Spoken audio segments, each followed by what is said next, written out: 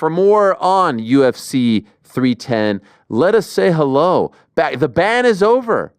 The ban is over. The 14-year ban has officially come to an end. Old school fans will remember this. We're going back to Montana. We were there yesterday. Eric Bischoff was joining us from the airport. Montana's own, the pride, dare I say, of Montana, the mayor, perhaps, of Montana. The great Ben Fowlkes of uncrowned.com joining us, as well as the patron saint of the Emerald Isle, Mr. Petesy Carroll, for a little UFC 310 roundtable. There they are. Hello, Ben. Your hair has changed dramatically since you were last on this program. Well, you know why that is? It's because I've been like Andy Dufresne in Shawshank Prison, writing a letter a week, trying to get this ban lifted. I've got online petitions going. There are, tens, some would even say 20s of fans out there who I know have been pestering you to lift the ban. I'm glad you finally listened to the will of the people and stopped the tyranny and allowed me back on this show. We are back. We actually go back to even the MMA-rated radio days. That's for the real old heads out there. So it's great to have you back in the mix. And, of course, great to have Petesy here for a little UFC 310 discussion. What's going on, Petesy? Very high up with the shirt there. Is this a preview of the what's it's a good look. Have you hurt your neck? What is that? Is that a like neck brace? Yeah, it what looks is like happening? I only got this today. It's one of these Franz Beckenbauer tops Adidas make. And the weird thing about it is, it's like, maybe just have a really short neck. Maybe GC would fit this thing perfectly with his long giraffe-like neck, but it's not really working, is it? Let's be honest. I'm just looking at myself for the first time. No, you look fantastic. You look amazing. All of you. Everyone looks great. What happens if you zip it up all the way? Yeah, you should. Oh, it's ridiculous. Oh my God, it's like a turtleneck. Yeah, dude, I think you just have a short Can neck. I do the rest of it like this? You mean whatever floats your boat? No, I'll do it. I relieve myself. Go ahead. All right, let's get into it. 310, I was just talking about Kai Asakura. Ben, your thoughts. Obviously, it's a thing now. It's fait accompli. This isn't necessarily a fight week topic, if you will. It's maybe a topic when the fight gets announced. But you've been around for a long time. Putting Asakura as a debutant in a title fight, which ends up being the main event. Of course, that wasn't the original plan. Original plan was Belal versus Shavkat. We know what happened there. You like the idea on the UFC's part? I do. I like it for a lot of the reasons that you pointed out. For one thing, I think it does tell you something that you don't hear basically anyone else at flyweight being like, hey, this sucks, man. This doesn't make sense.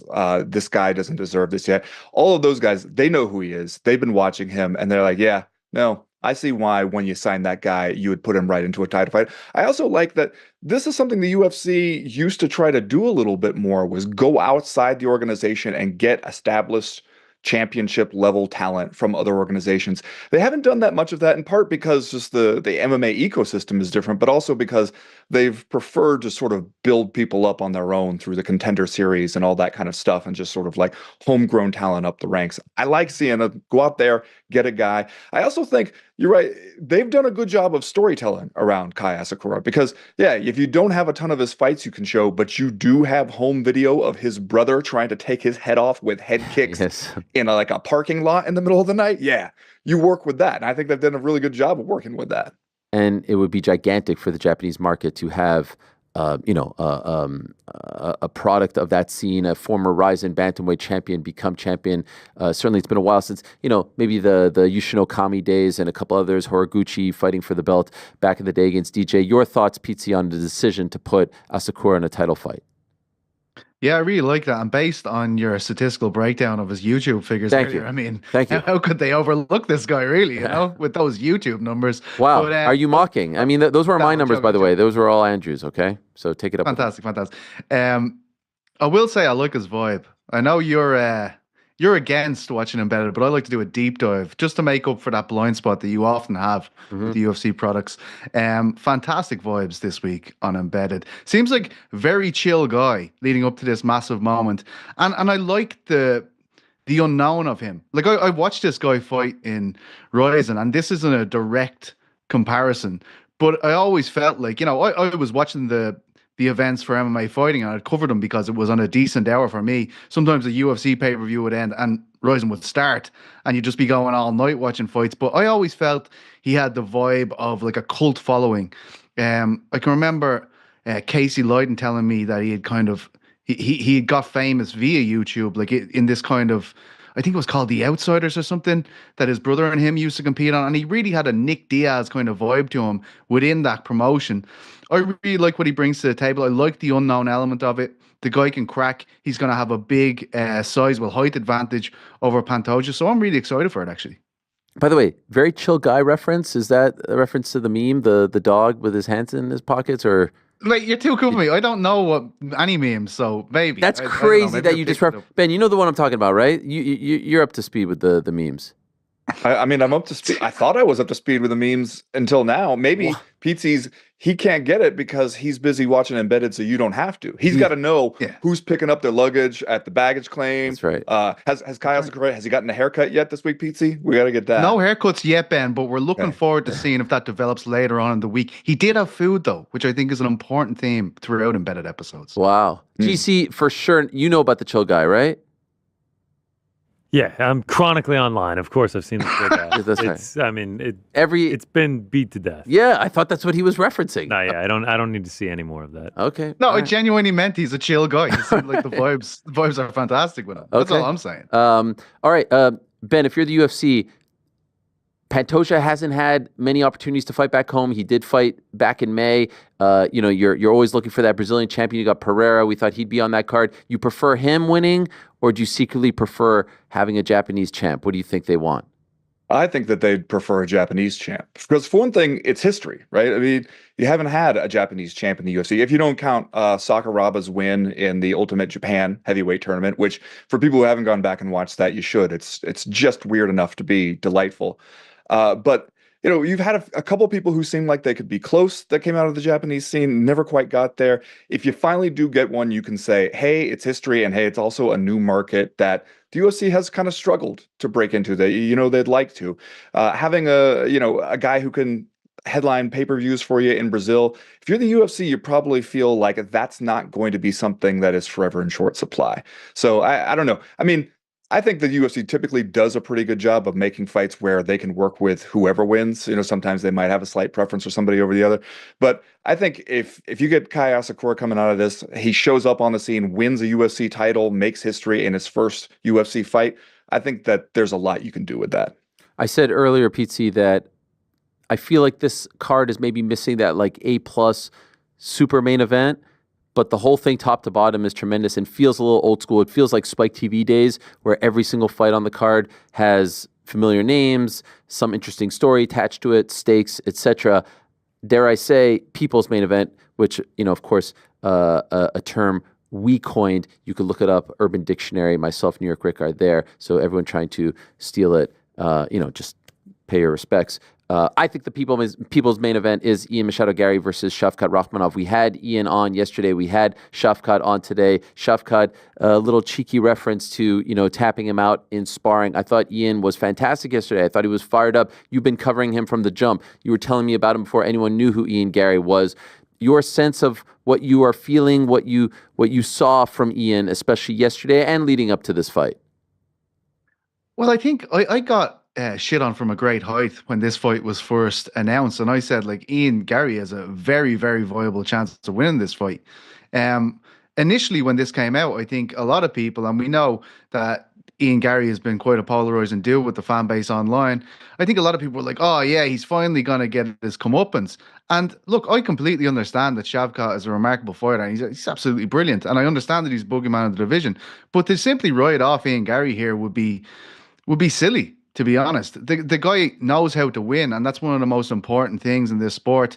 And I really feel as though if he can keep this guy at distance, something he couldn't do against MVP because that's where he excels, if he can keep this fight at distance and point score his way to victory, he absolutely can do that. The problem I think he's going to have is that, unlike the MVP fight, he can't take him down. I don't think he can grapple this guy and mix up his game up to that extent, because Shavkat, as we've seen, is very gifted with submissions. He can kind of pluck them out of nowhere. As he's referenced on your interview, he has, well, according to him, he has previously submitted Ian Garry in training as well. I think it's a really, really compelling fight. But I think if this fight is going well for Ian Garry, it's not a particularly exciting one. And I think that will win the ire of some fans, even if he does come away with this amazing victory over Shavkat Rakhmonov, who hasn't been beaten in 18 fights. Fun little twist. Ian announcing today, Ben, on his YouTube channel that his pal Charles Oliveira will be in his corner come Saturday night. So we've seen that relationship develop. Considering some of the, I don't know, criticisms, whatever the shots that Ian has taken for whatever reason over the last year or so, were you surprised when he took this fight on short notice? Yes, he was preparing for another 5-round fight a week later against Buckley. All due respect to Buckley. Shavkat, bit of a tougher test, I would say, right now for someone like Ian. Were you surprised that he, walked the walk and took the fight, talked the talk? Not really. I think it makes sense for him because especially you think about what it means right now if you go in there and you get a win over Joaquin Buckley versus what it means to go in there and get a win over Shavkat. I mean, people know that I've been on the Shavkat train for a while. That boy good. I think it's a really, really tough matchup for Ian Garry. And so that makes the stakes so much higher, especially if you win, because if you can pull that one off when everybody thinks that you're in way over your head, you force them to take you seriously. Ian Garry has surprised me already to this point. He's turned out to be better than I thought he would be. I do agree with Petesy that I think that the path to victory for him in this one does not necessarily mean an exciting fight. I think the tough part for him is, do you still get to decide where the fight takes place against a guy like Shavkat? Because that has been one of the ways that Ian Garry has really excelled so far in the UFC, is he's gotten to decide in most of these fights what kind of fight it is, what range it takes place at, and what it looks like. And Shavkat has denied that to everybody. Shavkat is sort of just like a bigger Marab in that sense, where he just goes out and does exactly what he does every single fight. And nobody's been able to stop him. And nobody's been able to even come close to stopping him. He has not been in a fight that has looked competitive. So that's why it makes it such a tall task for Ian Garry. Hey, and if you think you're going to be world champion, if you think you're close to being there, why not step up and take this one? You win this one, and you are immediately in that title conversation. Is this the turning point, Petesy? If he pulls this off, like I was saying this afterwards, and I was feeling this sentiment from the fans, like they're like, "Damn, I'm kind of digging Ian now. Like I'm finally coming around on him." And again, I think a lot of the heat that he receives, for lack of a better word, somewhat unfair and unwarranted. That all said, he goes out there, beats Shavkat, hands him his first loss.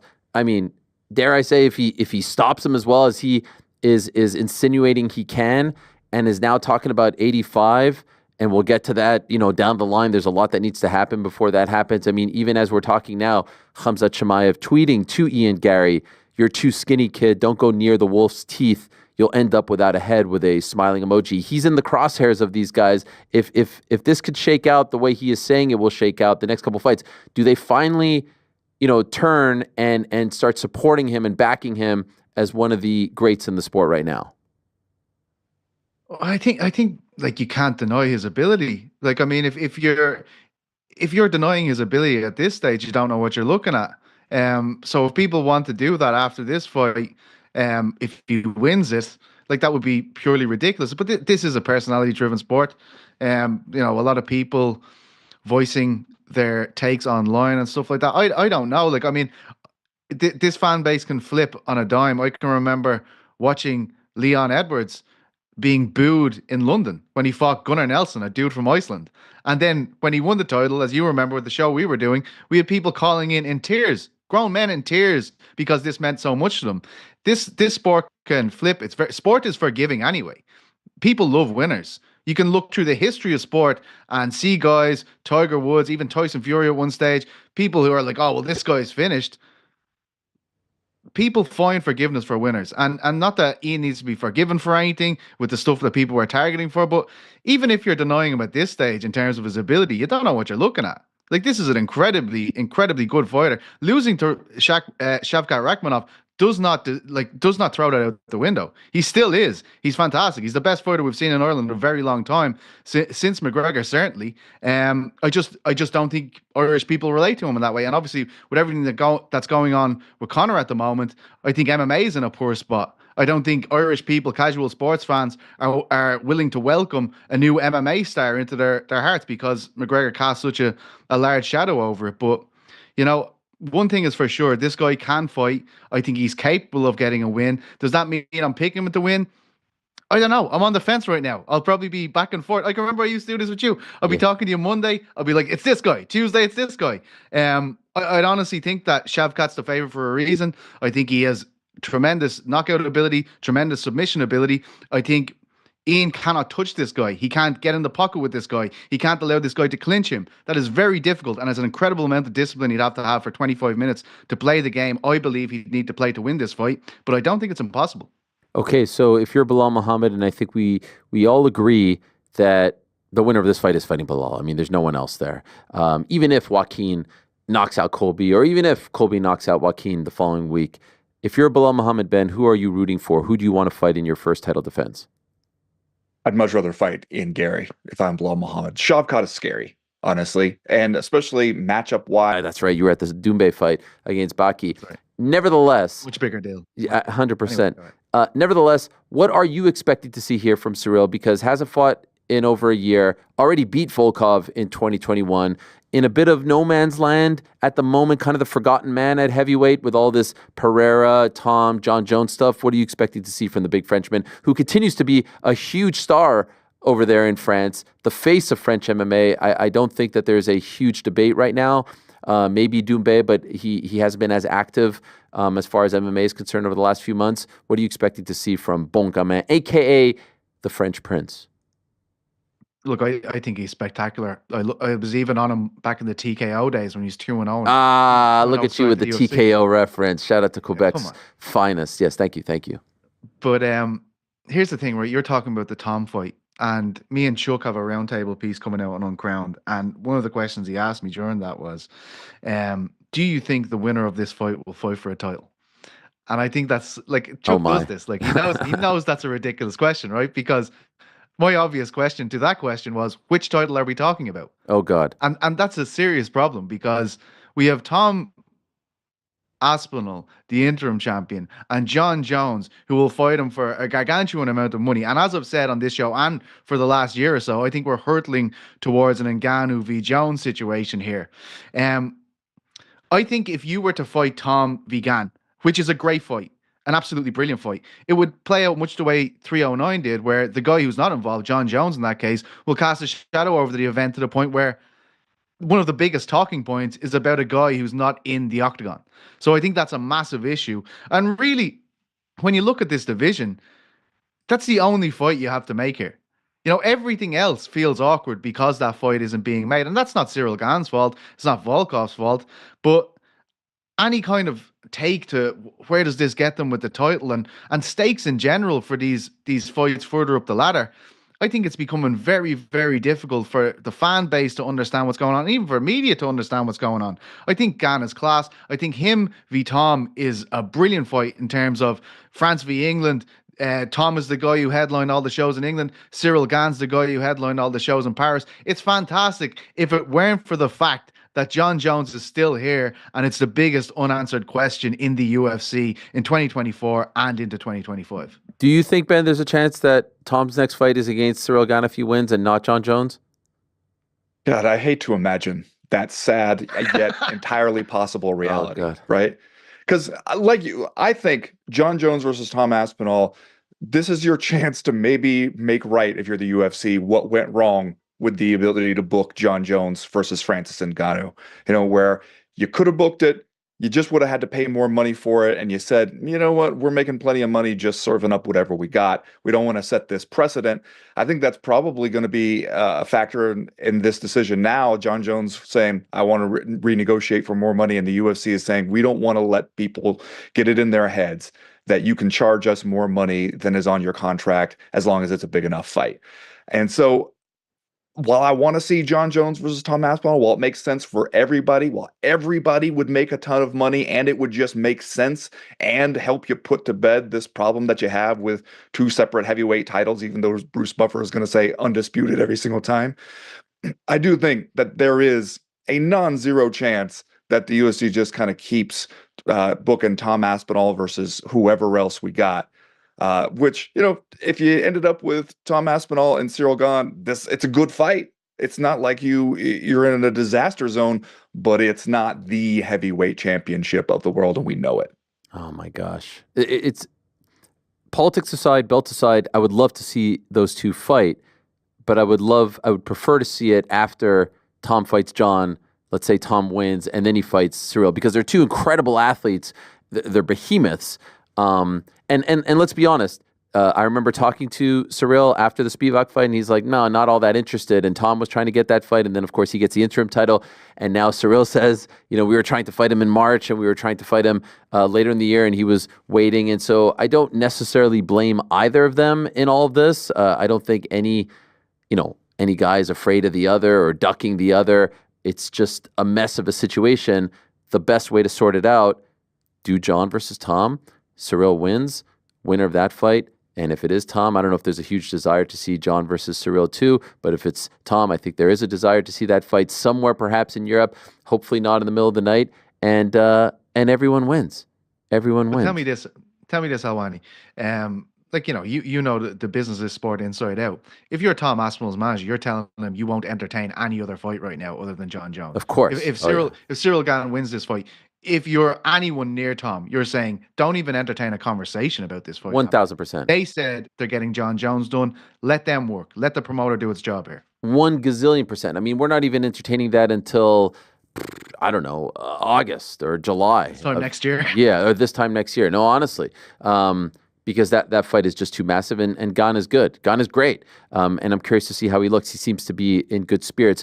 One good sign, I was talking about this with Chiesa before you guys came on, good sign of a card being deep is when we start to see debates about, fight placement on the card. People are upset about Aljamain Sterling fighting on the prelims and perhaps say the Kron Gracie Bryce Mitchell fight getting on the main card. I always find this discussion to be very silly for 2 reasons. A, they get paid the exact same. And if you're truly an Aljamain Sterling fan, if you're the offended party, if you will, then just be happy that you don't have to pay to watch him fight. You'll get him for free on ESPN or with your ESPN Plus subscription. It's hard to deny, though, or ignore, Ben, the history between Aljamain and the UFC. Do you think this is a little bit of a dig? Do you think this is them trying to diminish him or merely a coincidence? If this card weren't as deep as it is, I would be willing to assume that was what was going on. But when you look at it, you kind of think about different ways that you could move fights around and what the thinking would be there. I could make an argument for a lot of different situations. I think that when you're looking at how you want to do this, you want to put some fights on the ESPN portion of the undercard that are going to help convince people to stick around.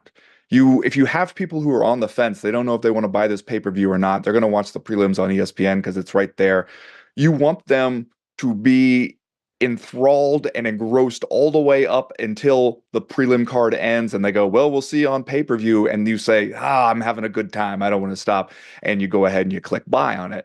That's the thinking there. And then what you have when you start up the pay-per-view, you want to have a couple interesting fights. You don't want people to go to sleep with the first fight on the pay-per-view. So obviously that's where you put my people's main event, Nate the Train Landwehr versus Duo Joy. I mean, I don't know if you guys know this about Nate the Train Landwehr, but if he doesn't lose, he's probably going to win.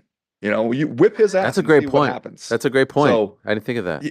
Yeah. So I don't know. I agree with you that if you look at those guys, and I know fighters are always trying to read the tea leaves, right? And be like, where do I stand with the promotion? They have that kind of bunker mentality a lot of times where they think everyone is allied against them. And so they see everything as a potential slight. And maybe sometimes they need that for motivation. Like, I'm going to go out here and show everybody.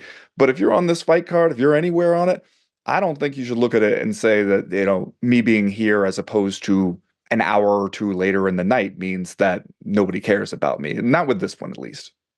Is Aljo versus Movsar a number 1 contender fight? If we assume Ilya's fighting Volk, I think that seems to be the sentiment. Is it possible that this is a number 1 contender fight, or is that disrespectful to Diego? Is it maybe the Diego Lopez fight, if you will? Or is it Diego fighting and then this guy has to fight, the winner of this fight has to fight again one more time? What exactly is at stake here in your opinion, PT? Well, Evloev's in the Belal Muhammad. Smith completely flying under the radar. Nate Landwehr against Doo Ho Choi, Bryce Mitchell against Kron Gracie, and then the 3 other fights that we talked about a little more in depth. You mentioned, Ben, your PME, if you will, and shout out to the CME that you co-host with the great Chad Dundas. Is there a sneaky storyline? Is there a sneaky good fight that isn't getting the attention that you think it deserves? Well, I'm always going to get excited to watch my guy Michael Chiesa fight. I know you had him on just before us, and representing the Pacific Northwest, so I'm always excited to see him. But yeah, for me, that the Nate Landwehr versus Doo Ho Cho fight is just so perfect for if you're trying to put together a good old fashioned slobber knocker. You're trying to put together one of those wild ass fights where you're just going to get blood all over the place and there's not a dull moment. I mean, if those guys ever found a way to get together and have a boring fight, I would be stunned. And I think you want to talk about card placement. I think that one is well placed for that reason, because that is definitely the UFC saying, hey, look, we know that these guys aren't necessarily superstars to the casual fan. You might not even know who they are. You might vaguely remember them, but we're going to put them on here, the first fight on the pay-per-view card, and it is going to get everybody riled up, and you're definitely going to remember it. That one circled on the calendar for me. What about you, PT? Yeah. Oh, it's 100% the same fight. I'll speak Same to one? You're both picking the same with all these options? Yeah, Doo Ho Choi is an unbelievable story. He came into our lives a month after the Korean Zombie joined the military in South Korea. And along comes this other South Korean phenom. 3 knockouts. Then he gets into that violence orgy with Cub Swanson. And he loses 2 more fights via stoppage after that. He then goes into the military service. He only came back recently. Like, he's been here 10 years and he's only fought like 8 times, I think. He's had a draw. And then he went in and knocked out Bill Algeo, who was a very tough competitor. But you add to the fact that they've just declared martial law in South Korea, his homeland, a guy who served the military over there. Like, that is a huge thing. Like, for him to be in the US while all this is going on in his hometown country, unbelievable. It could be an absolutely brilliant story. If he wins this fight and he gets on the mic, potentially says something about that, it could be one of the big takeaways from the fight night. By the way, been doing this a while. Not sure if I've ever heard violence orgy in describing the fight. I'm not sure I've ever heard of anybody with the backstory being that they just declared martial law in their country. I mean, that's a new one. Yeah, no, you definitely threw a lot our way. Okay, back to the main. Ben, you first. Kai Pantoja. As much as I'm excited about the Kai Asakura story and the potential history there, it's hard for me to pick against Pantoja in this fight, just because one thing, we've seen a lot of people who go on to have great UFC careers who do not look at their best in their first UFC fight. To go in there, it's a lot of adjustments there. And one thing that we know about Pantoja, even if you have good moments against him, he is really great at enduring those and getting the fight back to where he wants it and shutting that momentum down. He's a pretty seasoned champion at this point. I got to go Pantoja. PT? This is a purely vibes-based decision, but I'm going Kai Asakura. Again with the vibes. Again with the chill vibes. All right, back to you, PT. Machado Garry, your countryman. Shavkat Rakhmonov. I'm going Shavkat today. Wow. Today. Just all right. Oh, okay. Meaning you reserve the right to change. Today, I'm feeling Shavkat. He did that interview with you, 10 minutes. I think he said 4 words. Yeah. Also, chill vibes to the max. With Shavkat, which will play against him, as Ben spoke to earlier within title conversation and whatnot. Ian could probably add a lot more to that, but I'm going with vibes today, and it's Kai Asakura and Shavkat Rakhmonov. Wow. What about you, Ben? Shavkat Rakhmonov, that boy good. That boy good. All the way. Is Shavkat Rakhmonov, in your opinion, both of you very high on him, is he the welterweight champion of the UFC this time next year, Ben?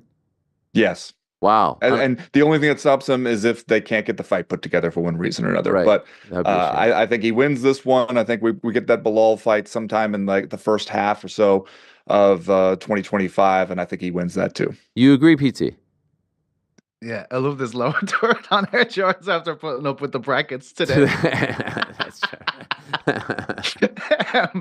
What were we saying there? Oh, is Shavkat the champ at 170 this time next year, December? Yeah, like, look, you asked Ben about this. I wasn't worthy of the question earlier when you asked him. Wow. Who will Bilal prepare to fight? Thing about Ian is he's never fought a guy who predominantly just wrestles, who is a great wrestler. And we saw, like, Bilal, I wouldn't have thought when he first came in, we wouldn't have been saying, like, this guy is a really, really impressive wrestler. But I was there in Manchester. I saw the onslaught he put together against Leon Edwards. And I think that is one of the big question marks with Ian Garry. If you look through his record, there's never been an out-and-out wrestler. There's been great grapplers, like even back in the regional days, like Jack Grant's a great submission grappler, things like that. But an out-and-out wrestler like Bilal, that's one of the big questions that still remains over Ian Garry. I think Shavkat, a lot more used to dealing with those kind of styles. Maybe he hasn't got the big name test like that either in the UFC, so to speak, last fight against Wonderboy and everything. But yeah, I think Rakhmonov causes a lot more problems for Bilal. Before I let you guys go, and this is non-UFC 310 related. Yesterday on the program, we were talking a lot about Dakota Dacheva and her place in the in the MMA landscape in the top 10 and whatnot. Ben, I just wanted to ask you. We were talking, or I was talking about her being top 10 pound for pound, being potentially top 5, definitely top 5 women's flyweight, face of the PFL. Are you subscribing to all of this hype? And what do you think they do with her? How do they keep her entertained? How do they keep her motivated? How do they keep her happy in the PFL? It's tough to say at this point. You don't want to get ahead of yourselves. If I'm the PFL, though, I'm kind of looking back at the Kayla Harrison saga that you went through and thinking, what are the lessons that you can learn from this? And maybe they feel like, hey, the Kayla Harrison thing played out the way it was always going to play out, and we got what we could, and then she moved on. But if you don't feel that way, if you feel like you wish you still had Kayla Harrison, you wish you still were getting that bump in terms of just like Google search and simple metrics like that, then I think you want to apply that here and just think to yourself, like, we need to plan for some kind of future, because the problem the PFL runs into is A, you run out of fresh opponents for somebody to fight, and B, it's still in these fighters' heads, even if they're hoisting a big check at the end of the year. Some part of them is saying, I'm tired of explaining to people on airplanes what I do for a living and having to say, the UFC, yeah, it's like that. You have to get over that kind of mental hurdle with some of these fighters, because even if they have a great career with you, they make a lot of money, some part of them is going to say, hey, when I was hitting heavy bags in the gym on my way up, I wasn't necessarily thinking someday I'm going to be PFL champion. Yeah, no, you're 100% right. And PT, I know we talked about it at length yesterday on the program. You mentioned this roundtable with Chuck on Crown the Man of the Hat. When is this coming out? I'd say tomorrow. I mean, I don't rush excellence, Chuck Sure. Mendenhall, a fellow mayor of yours, Ben. He likes to take his time. I had it into him yesterday. I mean, if it's still not foiled now, I don't know what he's been doing. Oh my God! I mean, maybe he's. Oh, wait, joking. I just said to him a couple hours ago. Shit, you're just talking shit. By the way, Ben, did you notice that Eric Bischoff was joining us from the Missoula airport yesterday? Have you been to that particular coffee shop?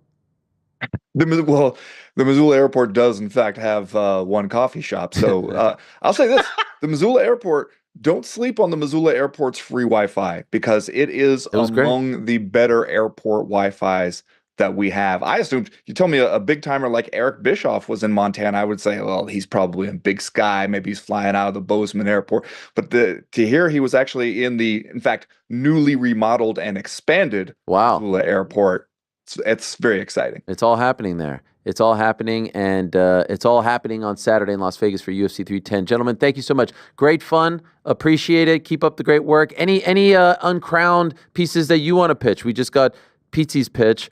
Ben, what do you have coming up this week? Yeah, I just finished writing something about just sort of the history of Japanese fighters trying to make the jump into the North American scene, the UFC or elsewhere. Anytime, look, I get a chance to write about Shinya Aoki. Oh yeah, the ups and downs of Shinya Aoki. I'm going to do that, but yeah, it's proven to be a tough one for a lot of those fighters coming over. And when we do get excited about somebody, we think maybe this could be the first Japanese UFC champion. So. I wrote a little bit about that, and that should be coming out today or tomorrow. I don't know. Love it. And, of course, The Crack live on Friday afternoon, hosted by the patron saint, the one and only Petesy Carroll. Thank you so much, gentlemen. Appreciate it very much. Talk to you soon. Thanks for watching this video. Hey, before you go, do me a favor, hit that sub button, give us a thumbs up, hit the little bell thingy as well. Leave us a nice comment or two. We appreciate you all very much.